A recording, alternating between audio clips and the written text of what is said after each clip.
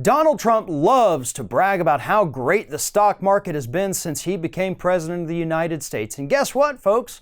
For the most part, yeah, the stock market has continued to go up because that's kind of what the stock market does. New companies come in, and as long as we're not in a full-blown recession or depression, stocks do continue to gradually over time go higher. Happened during the Obama administration, didn't happen during Bush because, he was awful. But they're happening right now under Trump, but not always. Not always. You see, there's a problem with the stock market today that really only affects, the top 1%. But it does also affect the few people who do have these pensions that are invested in the stock market. And that's why this is important. If it was only rich people losing money, I wouldn't waste a second of breath on it. But we do have average working Americans who've got their pensions tied up in the stock market too, so it is important. But anyway, earlier this week, Donald Trump mentioned that, hey, guess what? This trade deal with China that I'm trying to work out, I may just do that after the 2020 presidential election, right? There's no rush on this. Why push things ahead when they don't need to be pushed ahead?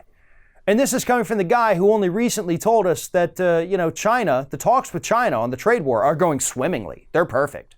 Oh, we're going to have a deal super soon. And so this week he says, maybe after the election, who knows?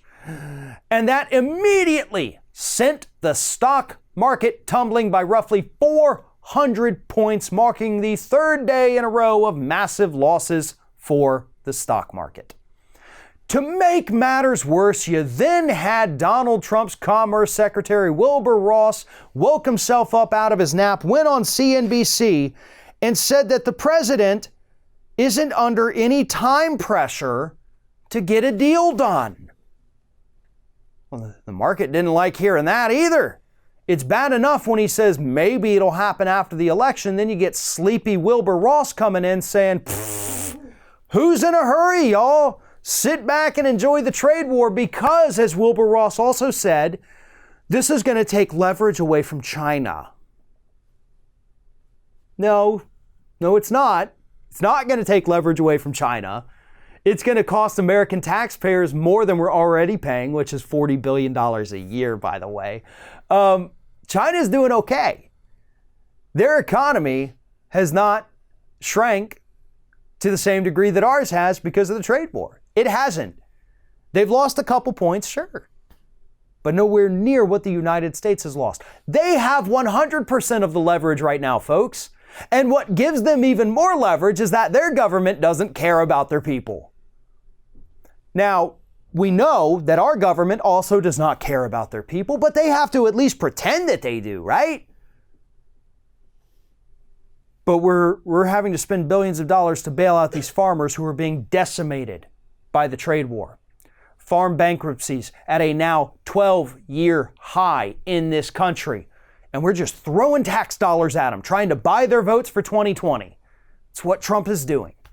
And now he's telling them, guess what? You probably have at least another year of this. So unfortunately, in spite of all of the other problems this country has, the next president of the United States, who hopefully will not be Donald Trump, is going to have to come in on day one and put an end to this damn trade war that Donald Trump has put in place. It's not going to be pleasant, it's not going to be pretty, and it's not going to be fair to the next person who's taking over in the midst of all of these problems that desperately need to be solved, adding this one on top of it. But it's what they're going to have to do. And I'm willing to bet it's not going to end the way that Donald Trump wants, but it's going to end the way that the majority of people in this country want it to end. Even if you have to just put things back to the way they were and then try to work out a deal later, fine.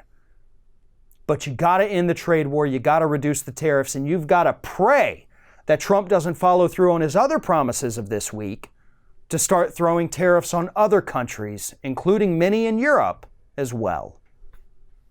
Thanks for watching, everybody. And don't forget, if you like what you see here, like, comment, share, and subscribe to our channel. And now you can also become a member of Ring of Fire and get exclusive early access to certain Ring of Fire videos all throughout the week. Just click on the little join button right below the video.